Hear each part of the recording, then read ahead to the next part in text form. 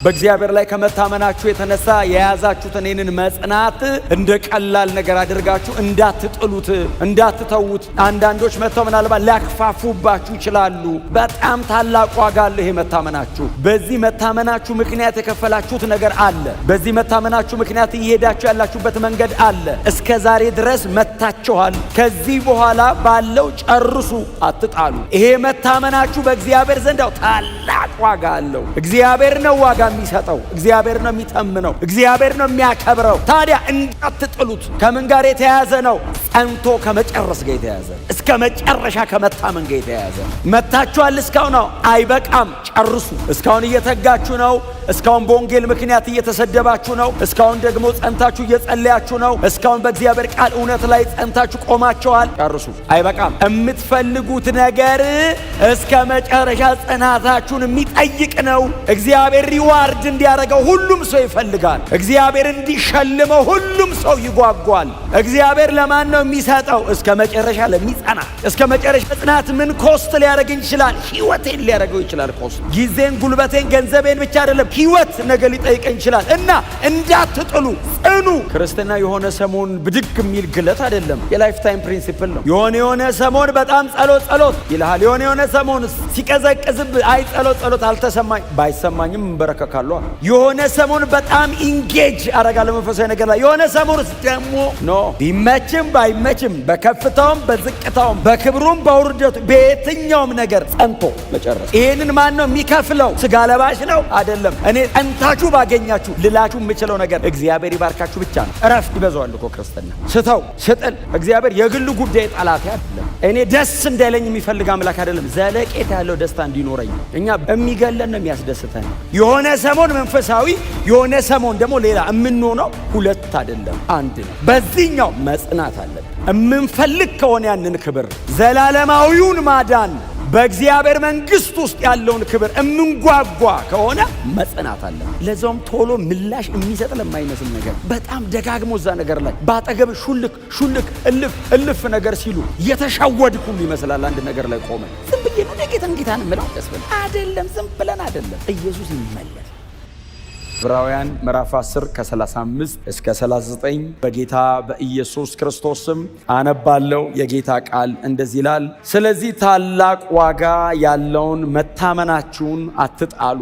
የእግዚአብሔርን ፈቃድ ፈጸማችሁ የተስፋ ቃሉን እንድትቀበሉ ጸንታችሁ መቆም ያስፈልጋቸዋል።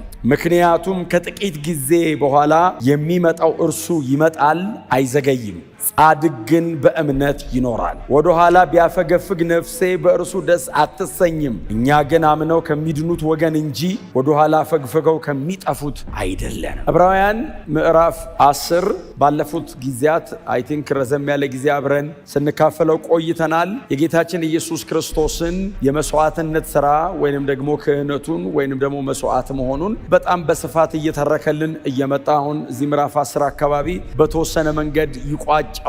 ከዛ በኋላ የሚቀጥሉት ምዕራፎች ላይ ምዕራፍ 12 እና ምዕራፍ 13 አካባቢ ምናልባት አለፍ ብሎ የሚያነሳቸው ነገሮች ካሉ እንደዛም ደግሞ ስንደርስበት እንመለከተዋለን። በጣም በስፋት ግን እየተረከ እያነሳ በጣም እያስተማረ በጣም በጠለቀ አይነት መንገድ የጌታ ኢየሱስ ክርስቶስን የመስቀል ሥራ መስዋዕትነቱን፣ ሊቀ ክህነቱን እኛን ወደ እግዚአብሔር ቅድስተ ቅዱሳን ያስገባበትን መንገድ በጣም በጠለቀ መንገድ ነው ዲል እያደረገው የመጣው የዚህ ደብዳቤ ጸሐፊና በዚህ በምዕራፍ 10 ማጠቃለያ ላይ ቁጥር 35 አካባቢ ጀምሮ የዚህን ሐሳብ መጠቅለያ ወይንም መዝጊያ እንደገና ያነሳል። ምን ብሎ ነው የሚናገረው? ቁጥር 35 ምንድን ነው የሚለው? ስለዚህም ታላቅ ዋጋ ያለውን መታመናችሁን አትጣሉ። በጣም እነዚህ መጽሐፍ ቅዱሱ ጸሐፊዎች በመንፈስ ቅዱስ ተነድተው ነው በእርግጥ የጻፉት፣ ግን በጣም አስደናቂ ነው አይደል? ብርሃናቸው የሚጫኑበት ቦታ፣ የሚረግጡበት ቦታ፣ ሐሳባቸው ሰው ውስጥ እንዲገባ የሚሄዱበት ርቀት በጣም አስደናቂ ነው እና ታላቅ ዋጋ፣ ስለዚህ ታላቅ ዋጋ ያለውን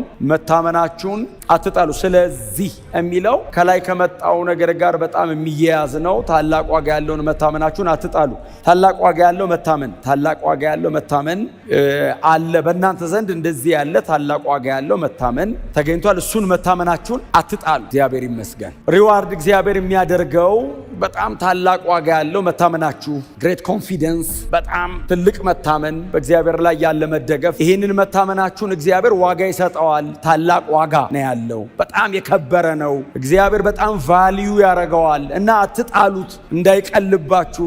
እየሄዳችሁ ያላችሁት መንገድ፣ እየከፈላችሁ ያላችሁት ዋጋ በእግዚአብሔር ላይ ከመታመናችሁ የተነሳ የያዛችሁትን ይህንን መጽናት እንደ ቀላል ነገር አድርጋችሁ እንዳትጥሉት፣ እንዳትተዉት። አንዳንዶች መጥተው ምናልባት ሊያክፋፉባችሁ ይችላሉ። በጣም ታላቅ ዋጋ አለ ይሄ መታመናችሁ። በዚህ መታመናችሁ ምክንያት የከፈላችሁት ነገር አለ። በዚህ መታመናችሁ ምክንያት እየሄዳችሁ ያላችሁበት መንገድ አለ። እስከ ዛሬ ድረስ መታችኋል። ከዚህ በኋላ ባለው ጨርሱ፣ አትጣሉ። ክብር ለእግዚአብሔር ይሁን። ጥላችኋል አይደለም አይደል? እስካሁን መታችኋለሁ። ታላቅ ዋጋ ያለው መታመናችሁ ነው። ከዚህ በኋላ ነው። እንዳትጥሉት፣ ካስታውት እንዳታረጉ። የሚጠቀመው አንድ የተጻፈበት ቋንቋ ቃል አለ የሚጠቀመው በጣም ቫልዩ በጣም ትልቅ የሆነ እጅግ በጣም ውድ የሆነ በጥንቱ ዘመን የነበረውን የከበረ ልብስ፣ በጣም የከበረ ልብስ በጣም በብዙ ዋጋ ተከፍሎ ተገዝቶ የተለበሰ የከበረውን ልብስ አውልቆ ቆሻሻ ላይ እንደመጣል ነው ስዕሉ። በጣም ዋጋ ተከፍሎበት፣ ብዙ ገንዘብ ወጥቶበት፣ ብዙ ተለፍቶበት፣ ብዙ ተደክሞበት፣ በብዙ መታገል የተገኘን ነገር እንደ ዋዛ ዝም ብሎ መጣል። ይሄ መታመናችሁ በእግዚአብሔር ዘንድ ታላቅ ዋጋ አለው። እግዚአብሔር ነው ዋጋ የሚሰጠው፣ እግዚአብሔር ነው የሚተምነው፣ እግዚአብሔር ነው የሚያከብረው። ታዲያ እንዳትጥሉት። ከምን ጋር የተያያዘ ነው?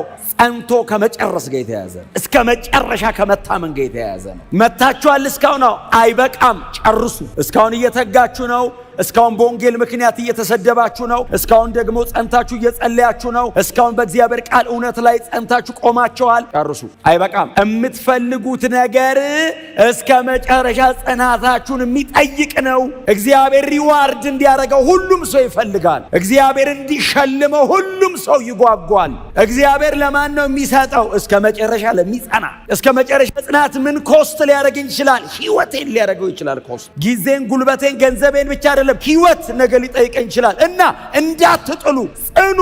እንዳትጥል፣ እንዳትጥይ፣ እንዳትጥሉ። የከበረ ነው፣ በጣም ውድ ነው። ምንድነው እነዚህ ሰዎች መታመናቸው የተባለው? እንዳትጥሉት የተባሉት፣ ጨርሱ፣ ጠብቁ እስከ መጨረሻ የተባሉት ምንድነው? ከቁጥር 32 ጀምሮ እስከ 34 ያለው እኮ ነው። ከቁጥር 32 ጀምሮ ምንድነው? ብርሃን ከበረላቸው በኋላ በመከራ ውስጥ በብርቱ ተጋድሎ ጸንታችሁ የቆማችሁበትን የቀድሞውን ዘመን አስቡ።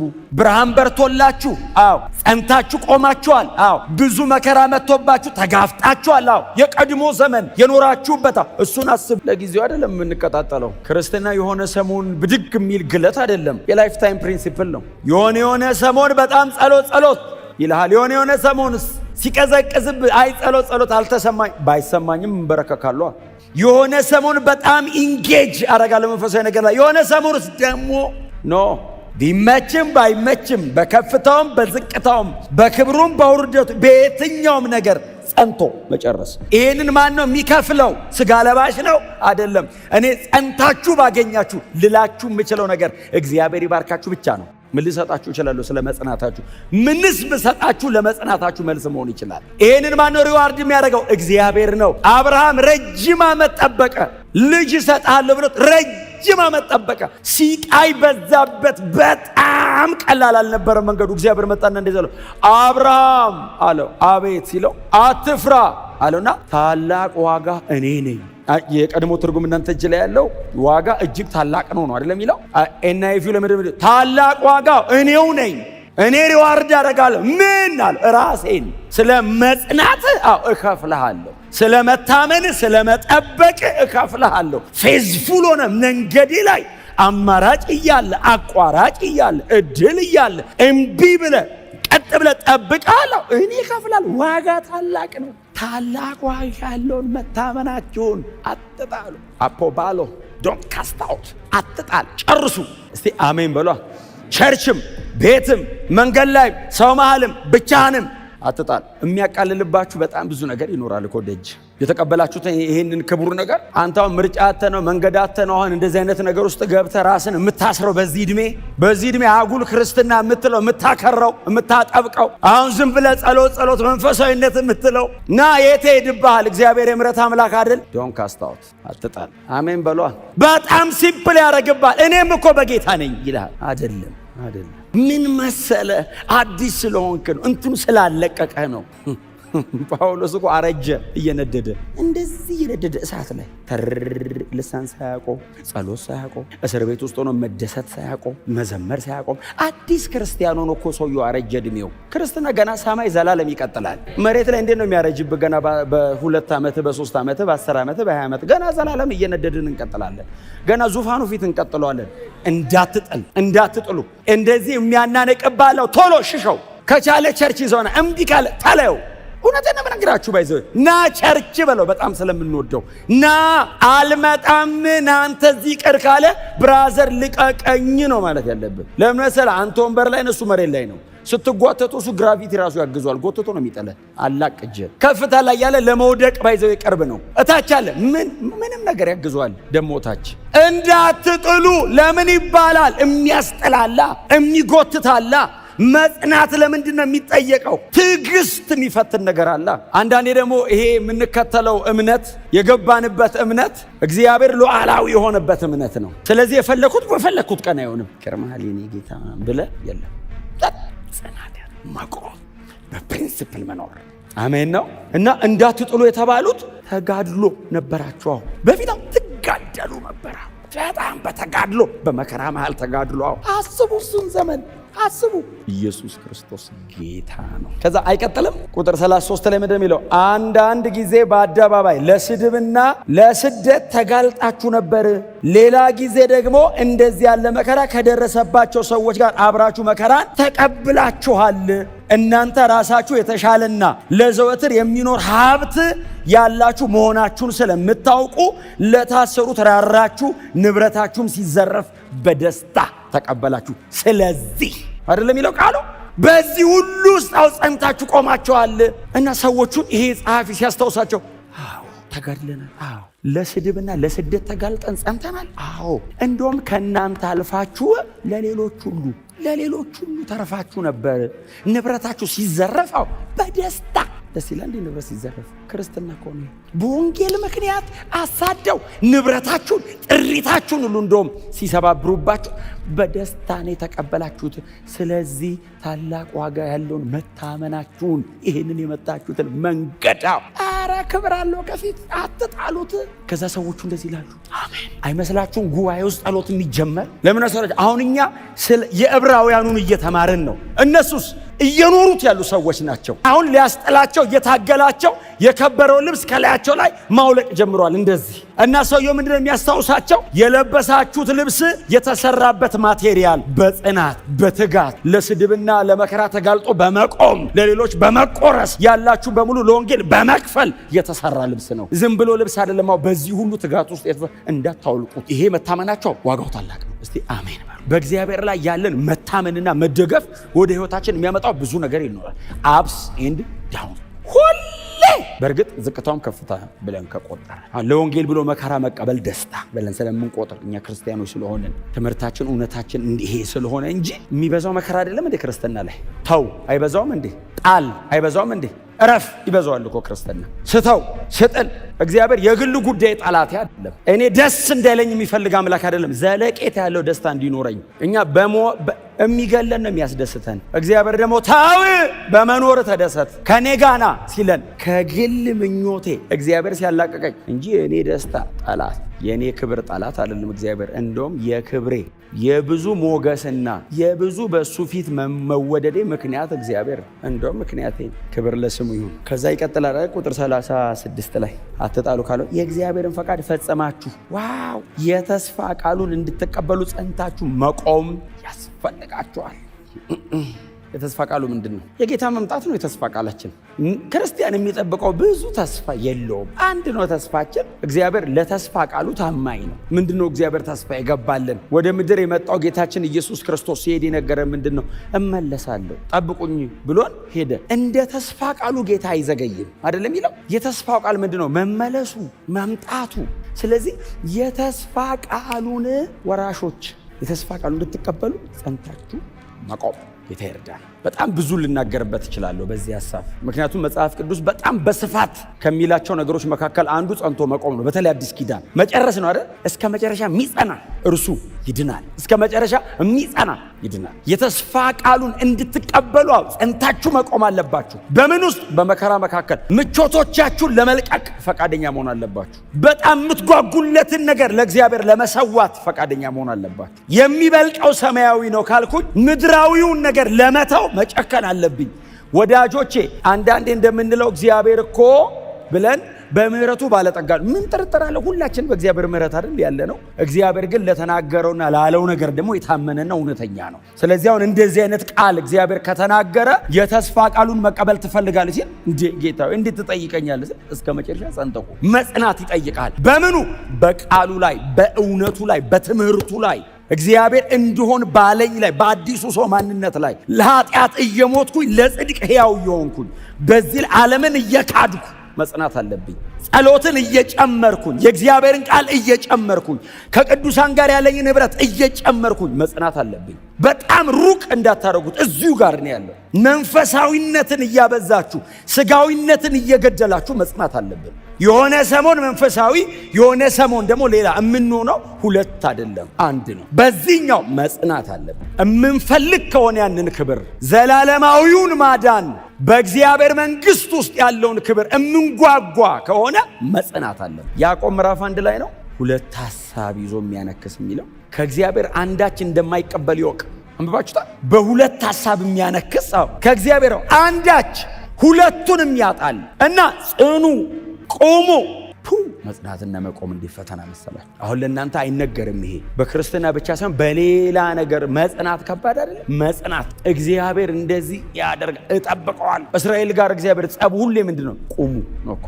እነሱስ አይቆሙ። መሄድ ነው መሄድ እንሂድ። ቁሙ። ወደፊት አልሄድ ሲላቸው ንጉሥ ሾመን ወደ ኋላ እንመለሳሉ። መሄድ እስቲ ቁጭ በሉ እስቲ ጽኑ። ስኔክ ሮድ የሚባል ታውቃላችሁ? እባብ ታውቃላችሁ? እንደማይቆም እባብ አይቆምም። እንደዚህ ይሄደ ብሎክ አረግ እንደዚህ ምንም ነገር ዝም ብሎ ነው የሚሄደው። እኛ ክርስቲያኖች ቁም ካለ ጽና፣ መጽናት፣ ጠብቅ፣ እጥፍ አይባልም። እስቲ አሜን በሏ። አንዳንድ ሰው ነበር ነው እኮ የምትሉት ፍሬቻ አላበራ እየሄድኩ ነው አላለ። ሳታጡታላችሁ። የተስፋ ቃሉን የምትፈልጉ ከሆነ አላው እንድትቀበሏ ወደ ሙላት ውስጥ እንድትገቧ ጽኑና ቁሙ። እስቲ አሜን በሏ። ጎናቸው ላይ ጽናና ቁም በሉት። ቀይ ባህር ትዝ ይላችኋል። ቀይ ባህር ጋር ሲደርሱ እስራኤላውያን እንዲያሉት ሙሴ ምን ይበሉት የሚሉት ሲያጡ በግብፅ መቃብር ጠፋ አሁን ይባላል። አሁን ሰው መቃብር እንዴት ራሱ ትዝ አላቸው። ከሞትክ በኋላ አሞራይ ብላ ምን አሁን በስርዓት ቀብሩ አልቀብሩ መቃብር በግብፅ ጠፍቶ ነው እዚህ መሃል ምድረ በዳ ልታስገድለ ምናምን ሲሉት እግዚአብሔር መጣና እንደዚህ ያለ ቆሙ። ሊሄዱ እኮ ነው። በዋናን ጀምረው በጀልባን ሞክረው ቆሙ። ለምን? እግዚአብሔር ሲሉት ሕዝብ ላይ እየጮህብኝ ነው አለ እግዚአብሔር ሙሴን። አትጮህብኝ እና ጸጥ ብለህ ቁም፣ የማደርገውን ማዳን አሳይሃለሁ። ጸጥ ብለው ቆሙ። ቀይ ባህርን ከፈሉ። ተአምራቱን ከማድረጉ በፊት እግዚአብሔር ቆሙ። አትጩሁብኝ እኮ አለ። ዘጸአት 14 አትጩሁ አለ እግዚአብሔር። እንሂድ እንመለስ ወደፊት ወደ ኋላ። ጸጥ አንተ እግዚአብሔር ጮህብኝ ቢል ጸሎት አይደለም ወሬ ድምፁ ራሱ መኖሩ። ከዛ በኋላ ይሄ መብያው አትጩሁብኝ ሲል እኮ ጉሮሮ ራሱ ስራ እኮ ያቆማል። ለምንድን ነው እግዚአብሔር አትጩሁ ያለው? ቁሙ ለማለት። በቃ ቁሙ፣ ጸጥ በልና ቁሙ። እኔ ልስራ። መቆም ከባድ ነው። መጽናት ከባድ ነው። አንድ ነገር ላይ ደጋግሞ ማድረግ ከባድ ነው። ለዛውም ቶሎ ምላሽ የሚሰጥ ለማይመስል ነገር በጣም ደጋግሞ እዛ ነገር ላይ ባጠገብ ሹልክ እልፍ ነገር ሲሉ የተሻወድክ ሁሉ ይመስላል። አንድ ነገር ላይ ቆመ ዝም ብዬ ነው ጌታን የምለው ያስብላል። አይደለም፣ ዝም ብለን አይደለም። ኢየሱስ ይመለክ እና ሰውየው የሚላቸው ቁሙ አላቸውና ከዛ በኋላ ምንድን ነው የሚለው? የሚቀጥለው ቁጥር ምክንያቱም ከጥቂት ጊዜ በኋላ የሚመጣው እርሱ ይመጣል አይዘገይም። ይሄ ሰውዬ ከምን ጋር ያያያዘው? ከጌታ ኢየሱስ ክርስቶስ ዳግም ምጽአት ጋር ያያያዘው። ጸንታችሁ ቁሙ፣ መታመናችሁን አትጣሉ ምናምን ሲላቸው ሰውየው እነሱ እንደዚህ ይላሉ። ምን ውስጥ ሊከተሉ ሲሉ የዚህ ደብዳቤ ጸሐፊ ይሄንን ጥቅስ የተዋሰው ዕንባቆም ላይ ሄዶ ነው አይደል? ዕንባቆም ምዕራፍ 2 ቁጥር 3 ቁጥር ዕንባቆም የተጨቃጨቀበት ምዕራፍ ነው። ትዝ ይላችኋል። አሦር ይመስለኛል ተነስቶ መከራቸውን ሲያበላቸው ዕንባቆም ምዕራፍ 1 ላይ ጩኸት ነው አይደል? ዕንባቆም ጻድቁ ሲገፋ ሲወድቅ ኃጢአተኛው ከፍ ሲል ዝም እንዴት ትላለህ? ከእግዚአብሔር ጋር እኮ ሙግት ነው። እግዚአብሔር ሆይ አዎ ኃጢአተኛ ናቸው እነዛ፣ አዎ እየሰለጠኑ እየበረቱ ከፍ እያሉ፣ ጻድቅ ነው ሕዝብህ አዎ እየጎሰቆለ እየደቀቀ እየወደቀ ነው፣ እንዴት ዝም ትላለህ ይለዋል ምዕራፍ 1 ላይ። ከዛ ምዕራፍ 2 ላይ እግዚአብሔር መጣና እንደዚህ ያለ አንባቢው ያስተውል፣ ራእዩን ግለጠው፣ እነግርሃለሁ ጻፈው። እሺ ሲል እርሱ በእርግጥ ይመጣል አይዘገይም። ይዘገያል፣ ዘገየ፣ ቆየ ሲሉት አይዘገይም፣ ይመጣል በሰዓቱ። እስኪመጣስ ዕንባቆም ፍርድ የጠየቀው ከአሦር ጋር በተያያዘ ነው። የዕብራውያኑ ጸሐፊ የሚናገረው ዳግም ይመጣል ነው፣ ሰከንድ ካሚንግ ላይ ወሰደው። ስለዚህ ትክክለኛ ትንቢቱ የሚወራው ስለ ሰከንድ ካሚንግ ነው ማለት ነው። የዕንባቆም ጥላ ነው በጊዜው ለነበረው እስራኤላውያን ስለ መገፋታቸው የተነገረ ነገር ነው። አልዘገይም እመጣለሁ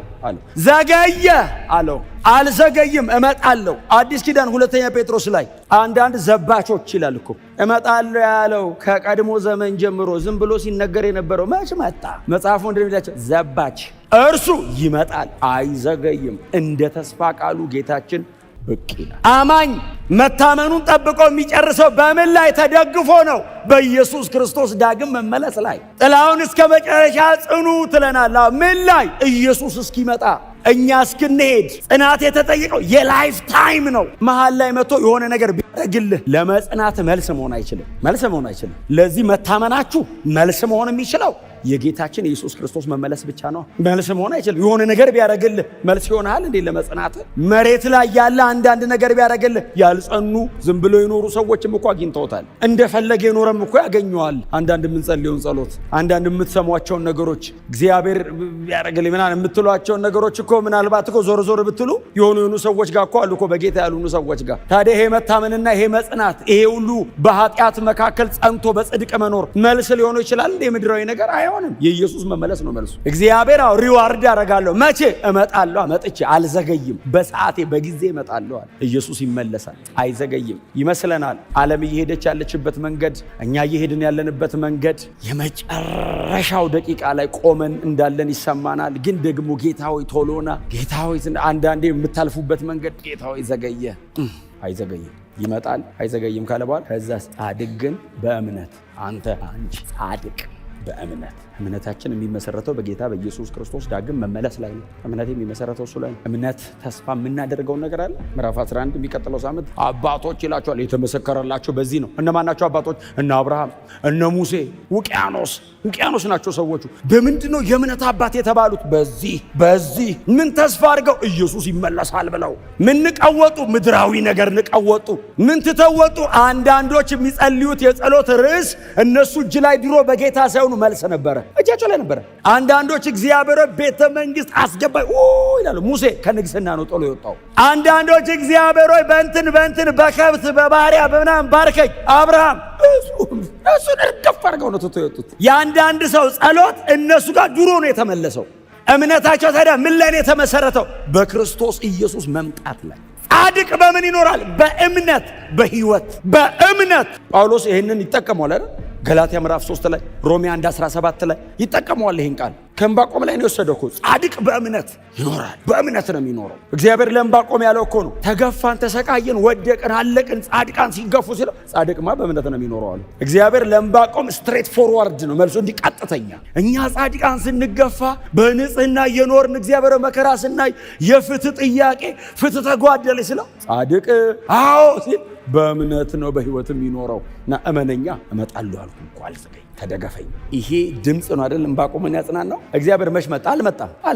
ምዕራፍ 2 ላይ እመጣለሁ አለ፣ አልመጣም። ምዕራፍ 3 ላይ አልመጣም። 3 ምዕራፍ ነው ያለው መጽሐፉ፣ አልመጣም። ምዕራፍ 3 ባይመጣ አለ፣ በለስ እንኳ ባታፈራ፣ የወይራ ስራ ቢጎድል፣ ከብቶች በናም ባይኖሩ፣ እኔ ግን በእግዚአብሔር ደስ ይላል። አልመጣም። እመጣለሁ። ታዲያ ጻድቅ አይደል እንዴ? በእምነት ኑራ ሲለው በእምነቱ ኑር የሚለው ታውቃለህ? ሌላ መዝሙር ቀየረ። ምዕራፍ 1 ተጨቃጨቀ። ምዕራፍ 2 እግዚአብሔር ያገኘው። ምዕራፍ 3 ላይ እግዚአብሔር ራሱ ዙፋኑ ላይ ነው ያለው። ዕንባቆም መሬት ላይ ነው ያለው። መሬት ላይ ከነ አሦር ጋር በተሰበሰቡበት ከብቶች ጊዜ በጋጥ የሉም። ደስ ይለኛል፣ እንትን ደስ ይለኛል፣ የወይራ ስራ ጎሏል፣ ደስ ይለኛል። ህዝብ የተሰቃየ ደስ በአምላኬ አይኑን ቀና አረገ፣ ይመጣል አለ፣ አይዘገይም። ታዲያ የምደሰተው በሱ ነው።